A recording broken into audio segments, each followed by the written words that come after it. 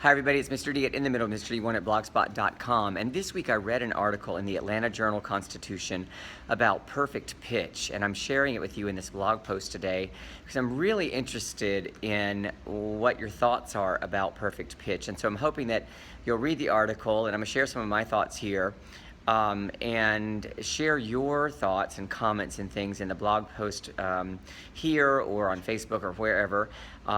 It's all good. I'm just very curious what your experience is because I was doing the math, I've taught about 11,000 children in my career, maybe even more. It was a rough estimate. And I have never encountered perfect pitch in that time. And now I have had really good relative pitch from students, of course, but never perfect pitch. And I know with S-Cubed Middle School Sight Singing Program, one of the tenets of it is varied but comfortable dough.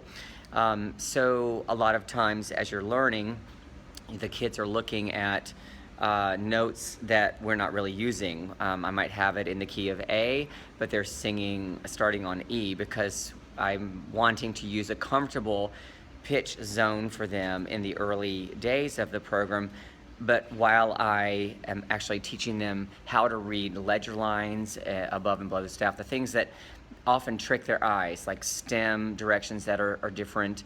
You know, when the stem direction changes, I've noticed in the past that kids struggle with that and they think the note's actually gone down when it's gone up and this type of thing. So those things are all shared in the program, but so I've been using that all these years, this program, and again, never encountered a child who raised their hand and said, you know, that, Mr. Duncan, is an E, and you're singing an A, or anything like that.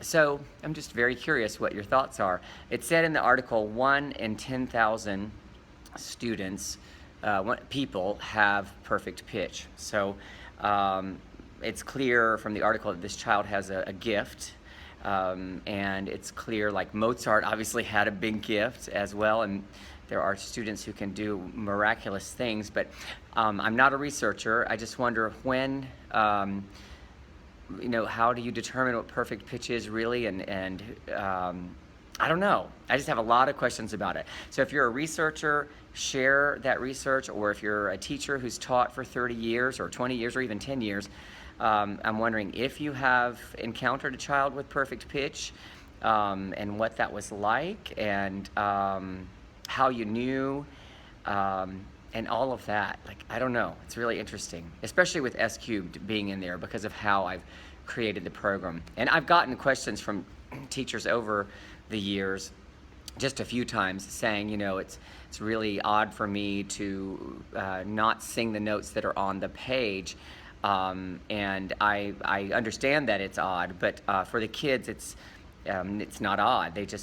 We're trying to teach them to read all the various parts of the staff, and I noticed over the years that they struggled with things when they would go below the ledger line. And since we start at C most of the time when we're teaching sight singing in most programs, because there are no sharps and flats, they struggle with those things, and so I just removed all of that from my program and taught the things that I knew they needed to see, and that's how I've recognized that I have no children with perfect pitch. So far, anyway, maybe in the next few years. All right.